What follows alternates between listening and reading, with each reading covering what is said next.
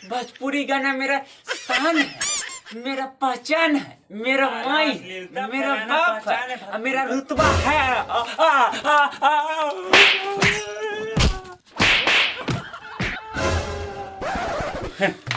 भोसड़ी का अश्लीलता फैलाना भोजपुरी का पहचान है। तुम कहता है कि जान है, शान है। इतना मार मारेंगे साला। भोसड़ी का जो सिंगर अश्लीलता गाता है उसको मारो, मुझे क्यों? अरे सिंगर को हम पिटेंगे तो हम ही को गुंडा भेज कर पिटवा देगा। हम नहीं जानते हैं सुपरस्टार सबके पास बहुत पैसा होता है, गरीब लोगों को पिटवाता है। हाँ, लेकिन हमरो याद रखना, एगो दूगो से आया तो टिचका टिचका, लेकिन हमको पिटवा देगा तब। भोसड़ी तुमको पीटे चाहे कुछ करे, लेकिन हमको काहे मारा? चुत्तर में मारा, बहुत मारा।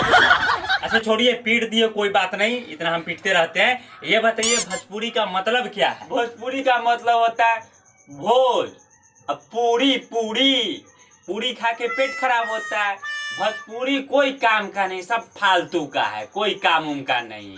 भोज पूरी पूरी खा कर पेट खराब होता है, इसलिए हम पूरी उड़ी नहीं खाते हैं बाबा। हाँ है भोजपुरी है, लेकिन हम नहीं खाते हैं भोजपुरी पूरी, हमको कोई मतलब नहीं है। ये सब फालतू का इंडस्ट्री है भोजपुरी।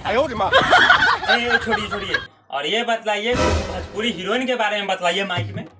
हम कहते हैं कि भोजपुरी के हीरो हो या हीरोइन हो, हम सबको सिखा देंगे एक्टिंग। बस हमारा हवेली पे बुला दो, हवेली पे आ जाइयो, सब भोजपुरी के हीरो हीरोइन सब सिखा दियो हम एक्टिंग। हाँ, अश्लीलता कैसे अश्लीलता गाया जाता है। हाँ अच्छा, एक बात बताइए, भोजपुरी से आप खुश तो है ना? भोजपुरी से खुश? कभी हवेली पे मिलो। अरे हम नहीं आएंगे हवेली पे, पीटे हैं तुम हमको, पीटेगा कार्य हवेली पे। ऐसे भी भोजपुरी फिल्म के जो हीरोइन सब जो होती है, भैंसी जैसन जैसन, ऐसे माना जाए तो दादी की एज के लगती है। हाँ भाई जी, मीडिया जी।